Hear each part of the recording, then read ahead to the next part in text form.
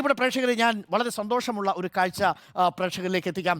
ഇതാണ് ഞങ്ങൾക്ക് അടുത്തിടെ ലഭിച്ച ഒരു പുരസ്കാരം. റിപ്പോർട്ടറിന് 2 അന്തർദേശീയ പ്രോമാക്സ് പുരസ്കാരങ്ങൾ ലഭിച്ചിരുന്നു. Best brand image, best ident എന്നീ വിഭാഗങ്ങളിൽ 2 സിൽവർ പുരസ്കാരങ്ങളാണ് ഞങ്ങൾക്ക് ലഭിച്ചത്. എൻ്റെ കയ്യിലിരിക്കുന്നത് ആ സിൽവർ പുരസ്കാരത്തിലൊന്നാണ്.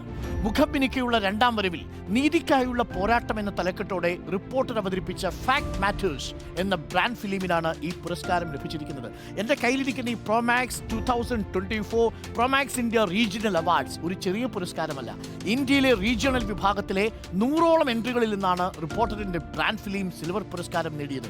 യഥാർത്ഥത്തിൽ ഈ പുരസ്കാരം, എൻ്റെ കയ്യിലിരിക്കുന്ന ഈ പുരസ്കാരം ടെലിവിഷൻ രംഗത്തെ ഓസ്കർ എന്നറിയപ്പെടുന്ന അവാർഡാണ് റിപ്പോർട്ടർ സ്വന്തമാക്കിയത്. പ്രൊമോയ്ക്ക് പിന്നിൽ പ്രവർത്തിച്ച ഗോപനും ഗോപന്റെ സംഘത്തിനും എല്ലാവർക്കും അഭിനന്ദനങ്ങൾ ഒരിക്കൽ കൂടി നേരുന്നു. ഇതാണ് പ്രിയപ്പെട്ടവരെ നമ്മൾ നേടിയ പ്രോമാക്സ്. നിങ്ങൾ റിപ്പോർട്ടറിൻ്റെ പരസ്യങ്ങളും റിപ്പോർട്ടറിൻ്റെ ചില ഐഡൻറ്റിറ്റികളും ഒക്കെ കാണുമ്പോൾ അതിന് പിന്നിൽ പ്രവർത്തിക്കുന്ന ഒരു വലിയ സംഘമുണ്ട്. ആ സംഘം കൂടിയാണ് നമുക്ക് ഇടയ്ക്കിടയ്ക്ക് ഊർജ്ജം തന്നുകൊണ്ടിരിക്കുന്നത്.